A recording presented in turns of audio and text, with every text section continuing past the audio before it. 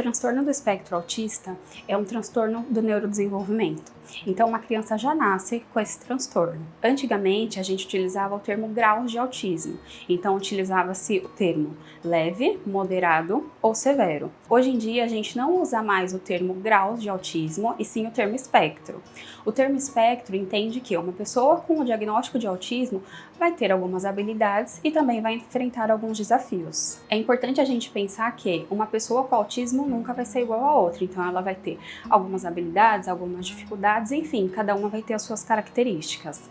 Quando a gente pensa nessas dificuldades de uma pessoa com autismo, a gente pensa que essas dificuldades vão se dar em algumas áreas, então na área de interação social, comunicação e comportamento. O DSM-5 entende que, para fechar o diagnóstico de uma pessoa com autismo, ela precisa se encaixar em 2 critérios. O primeiro deles se refere a déficit na comunicação e na interação social, e o segundo é referente a comportamentos repetitivos e interesses restritos. Quando a gente fala no déficit de comunicação e interação social, a gente pode pensar nas pessoas que têm o hábito de balançar o corpo, que tem o hábito de bater palmas, de balançar as mãos, pessoas que têm dificuldade de interação social, então acaba tendo um isolamento.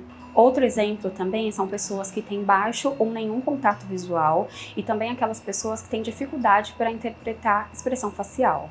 O outro critério se refere a comportamentos repetitivos e interesses restritos.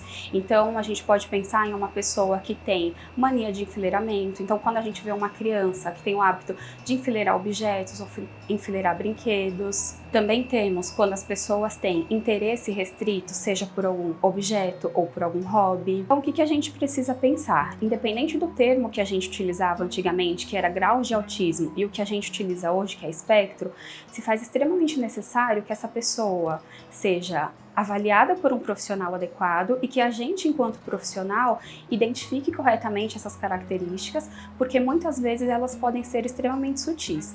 Então, eu te faço um convite, caso você identifique alguns desses sintomas em alguma pessoa, ou uma pessoa que já tenha o diagnóstico fechado, venha conhecer a nossa clínica, que a gente vai te dar orientação, enfim, vai te dar o respaldo que você precisa.